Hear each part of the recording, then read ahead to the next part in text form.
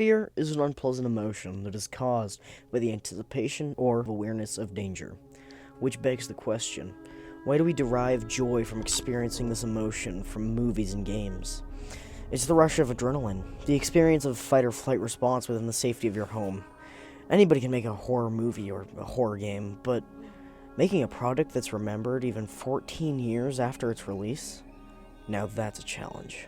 Now, before we get to the actual video, I first just want to say that this video contains heavy spoilers for the game.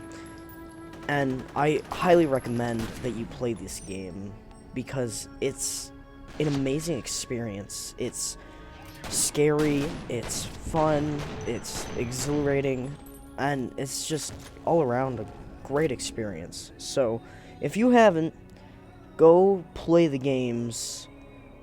Otherwise, if you just don't care, or you've already played the games, here we go. Little bit of a side note, I do actually give a fair warning when spoilers are about to happen, so pay attention to the warnings and you'll be fine. In 2005, Monolith Productions released both F.E.A.R and Condemned Criminal Origins. They're extremely well-made horror games, and, there are actually a few parallels in their introductory sections. The two games are fantastic with their presentation, and their game mechanics are very, very well thought out. F.E.A.R is a horror action game where you play as a fresh recruit on the First Encounter Assault Recon, or F.E.A.R team. You are the Point Man, a mute with incredible reflexes. Upon starting a new game, I noticed the 4 difficulty modes. The extreme difficulty mode describes it as for masochistic players only. I, of course, selected it because, unlike most people, I like my games to bend me over the difficulty curve and make me call them daddy. Before you can get to the meat of the game, there's a short introductory section where you meet the main antagonist of the game.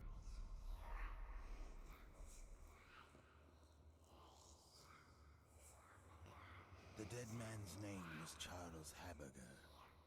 I remember him. Paxton Fettel escapes your capture, of course, and the F.E.A.R team then moves to the water treatment plant with the assistance of the U.S. military Delta Force.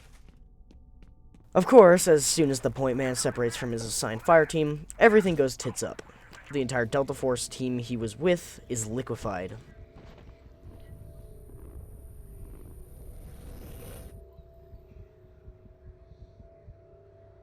Leaving him to move through the facility alone. When you come across your first replica, which is not even 10 minutes after the first level has started, the game does an amazing job of teaching you an important first lesson.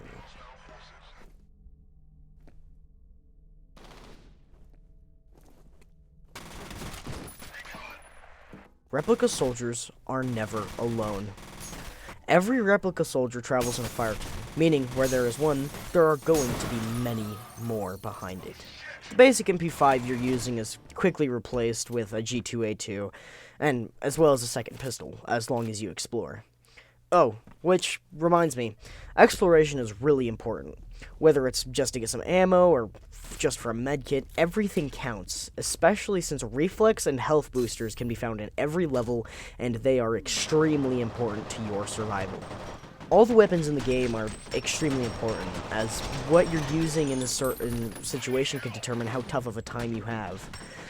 I would say that the old reliable loadout is G2A2 assault rifle, dual pistols, and a shotgun. The pistols are the multi-tool of the game, really. Need a sniper? Check. Need a breaching weapon? Check to that as well. With high accuracy, especially at long ranges, these beasts can kill anybody as long as you're aiming for the head. The G2A2 isn't anything special. It's an LMG, meaning that you can put lead down range, fairly easily. And, that's about it. It's not too accurate, especially when hip firing, but it's not that bad with damage. Now, it's almost heresy to not use the shotgun. With tight spread allowing effective use at long ranges and devastating if someone takes a full frontal blast at close range, this thing's a force to be reckoned with.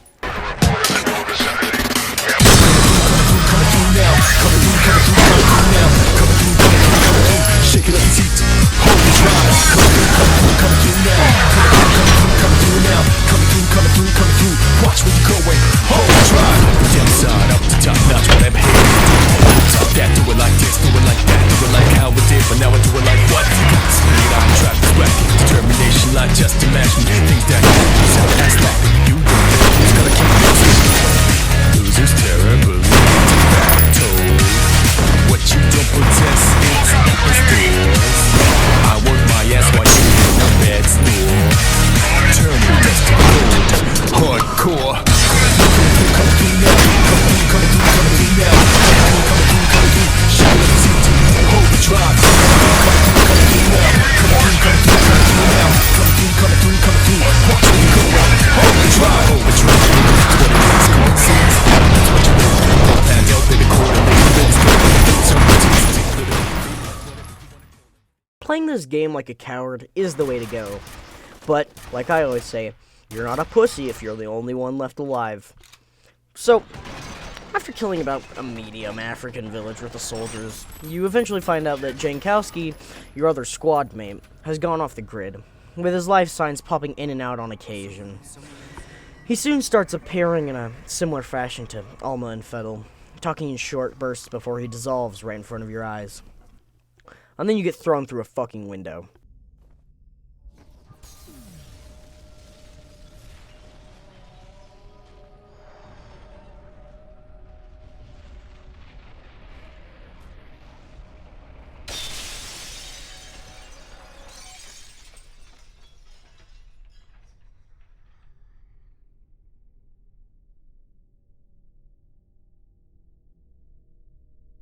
Look, not much else really happens except for a few spooky scenes. The Heavy is introduced, and I can't stress how intense fighting him with low ammo and health was.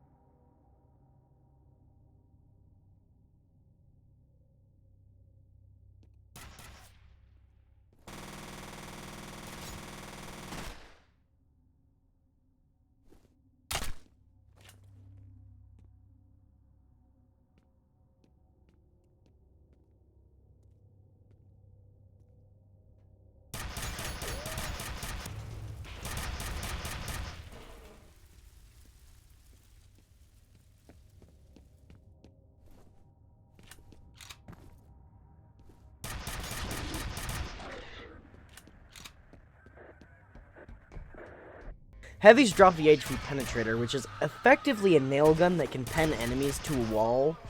It's pretty decent and can be used as a sniper in a pinch. The Heavies are also a massive pain in the ass, and they don't have any voice lines. The only noises that they actually do make are low inhuman growls and screams upon approaching them and when they die. There's plenty of combat throughout the game, and with save points so few and far between, you better make sure you know where that quick save key is, because you're going to be doing a lot of dying. But non-stop action and combat cannot just get tedious but boring, which is why when the game does give you downtime, it's mostly because either A, the game is actually giving you downtime, or B, spooky shit's about to happen.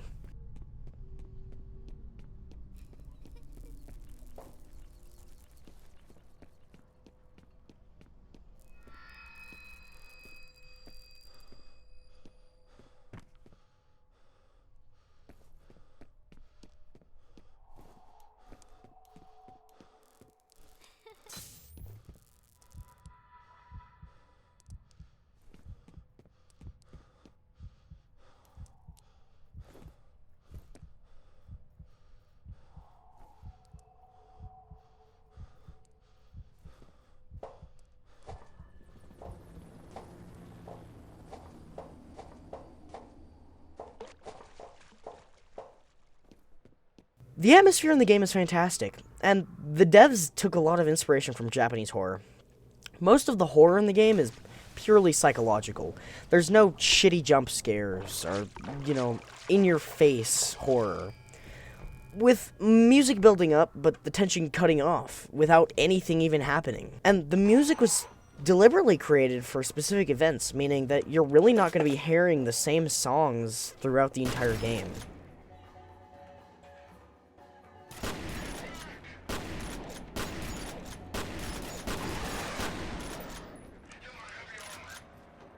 The AI in the game is pretty good.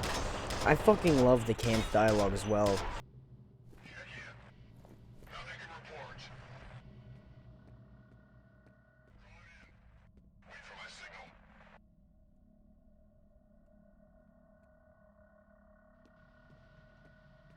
The ragdoll physics are fucking great too.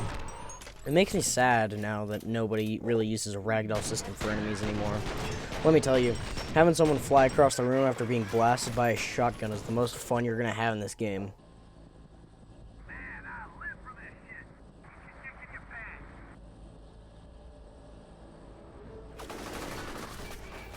Once you make it to Armacam HQ, that's when the game really picks up traction, with tight office spaces making for perfect and tense combat.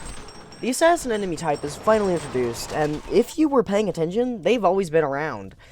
Let me tell you that the way that the game introduces them is amazing, and I mean, just look at this next clip.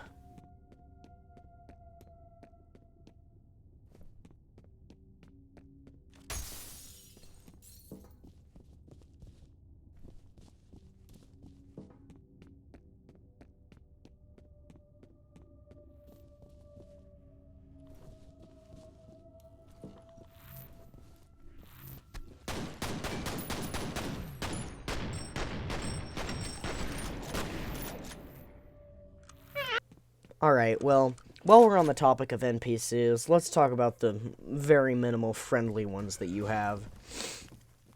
Most of them are complete assholes. For example, the technician, Norton? Wow, he's a complete fucking dickhead. Alright. Who are you people? The good guys. Are you alright? Sure. I'm having a hell of a time. You said you're an engineer? Can you help me get into the network? What am I, an IS lackey? Tell you what, you disable the local security system, and I'll see what I can do about the server. That should do it. Mr. Mapes, do you copy? Mr. Mapes! There is that idiot.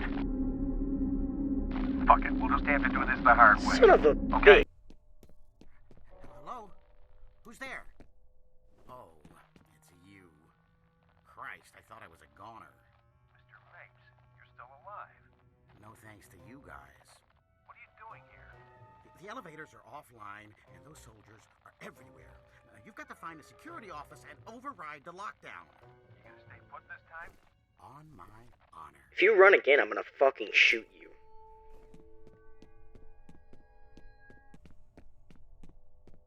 Oh, you lard-filled fuck ass, I'm gonna kill you.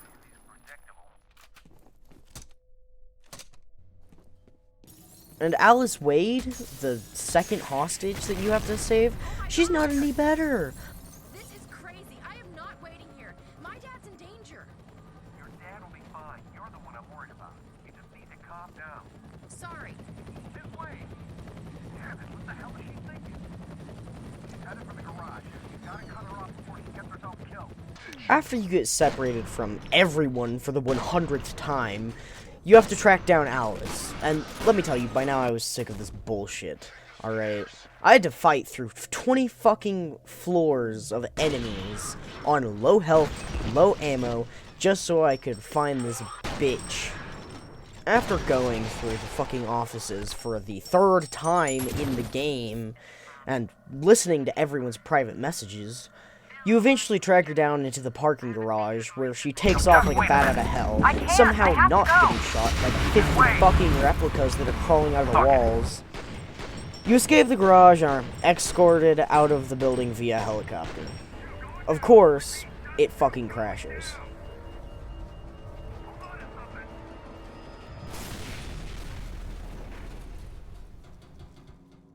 Now, after crashing the helicopter, you have to fight in a crack hotel. With the walls decaying already, I'm sure that the grenades and gunfire can't be good for its structural integrity, especially when a fucking mech falls through the roof just to get to you.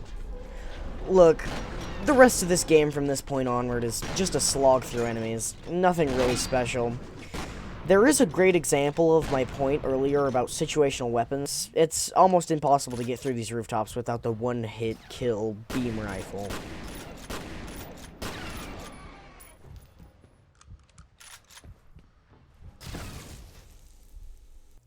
There are a few memorable moments in these last few levels, such as the trucks that just try to ram into you, but for the most part, it's okay. The level design is good, but otherwise, it's just mindless murder. Just park the car. Would you let go of my wheel? Hey, come on! Hey, watch it! Watch it!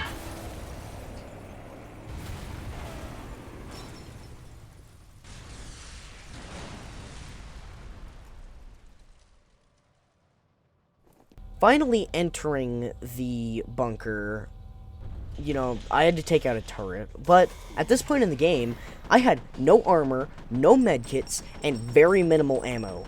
I died a lot, alright? It was extremely frustrating, and, I mean, this was it. These were the final levels. Of course they were going to throw everything at you, but at the same time, I don't really want to bore you with the details because I'm sure you, A, don't care, and B, probably aren't enjoying this already.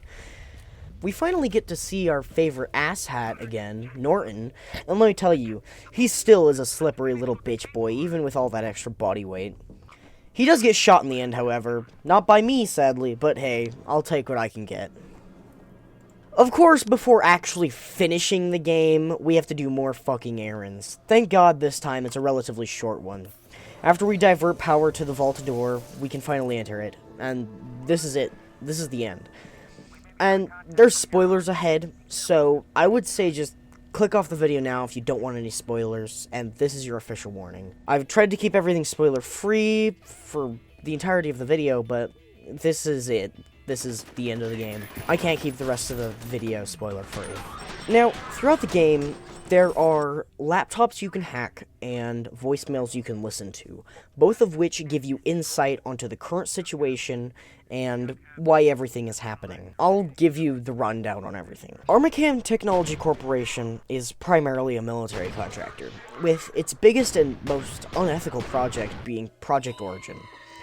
Harlan Wade used his daughter, a psionic, who basically is just a bitch with telekinetic powers, to give birth to two prototypes for commanders of the replica soldiers.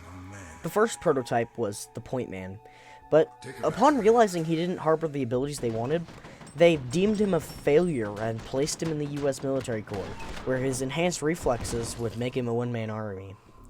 A year after the Point Men's birth, they impregnated Alma once again. With the second prototype a success, Paxton Fettel, the project continued. When Paxton was 10 years old, he began to freak out and ended up killing 7 staff members in the process. This was dubbed the Synchronicity event. It was later found out that Alma was communicating with her 10-year-old son, and they decided to seal the vault. They pulled the plug on Alma's life support, and she died within 6 days. We put her in there 2 days before her 8th birthday. No life signs detected. She died 6 days after we pulled the plug. About 20 years later, Genevieve Aristide sent a team back into the vault, awakening Alma in the process. Alma then began to contact her second son, kicking off the first game. Now, I've heavily condensed this into an abridged version of the backstory, but this is just about all you need to know. It's the basic plot points. We find Paxton Fettel almost immediately after entering the vault.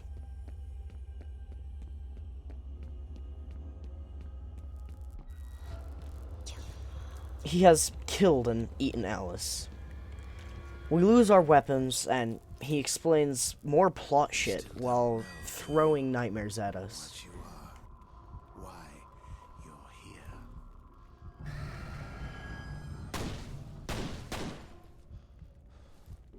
What's the first thing you remember? What's your given name? Where were you born? You have no history.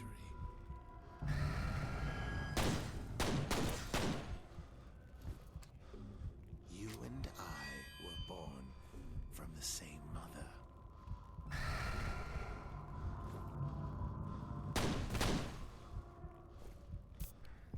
You must have sensed it. She cannot see in your mind, but perhaps you can see it. Now, hers. nightmares are this enemy type that are spawned from Alma's psionic powers.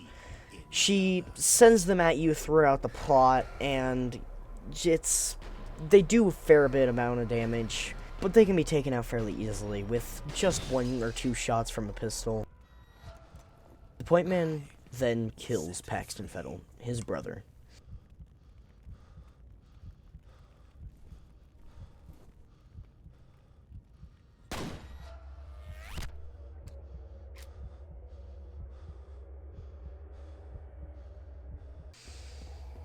And upon killing Paxton, the replicas stand commanderless. They appear almost as if they are in a trance. Proceeding forward, we find Harlan Wade, and he releases Alma. They want to destroy her, but I think she's suffered enough.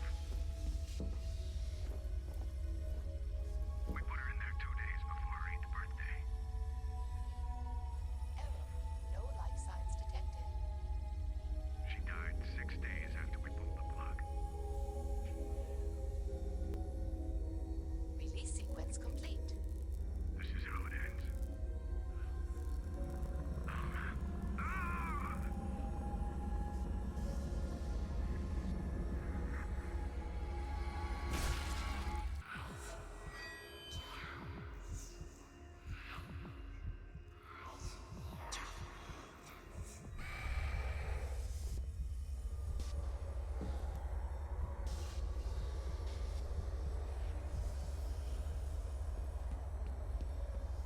The Point Man quickly destroys the reactor cores, setting off a chain reaction that ends up blowing up the entire facility.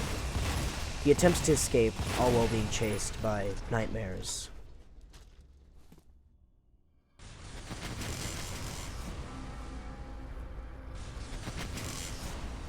Now, before this, nightmares only appeared within the dream states or visions that the Point Man would have. But once Alma is released, the nightmares appear within the real world.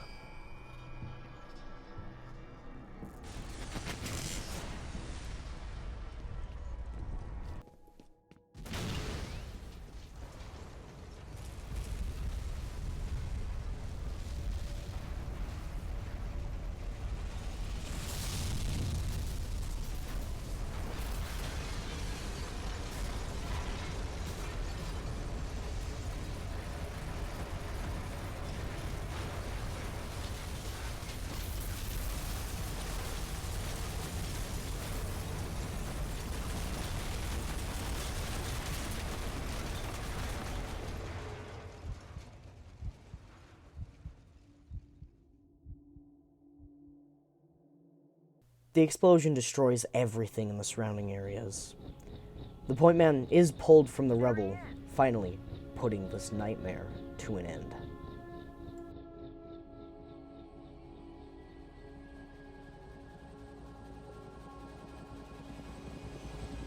I don't know how you lived through that. We still don't know the extent of the damage. We haven't been able to get through to anyone since the explosion. What about Alma? What happened to her? What was that sound?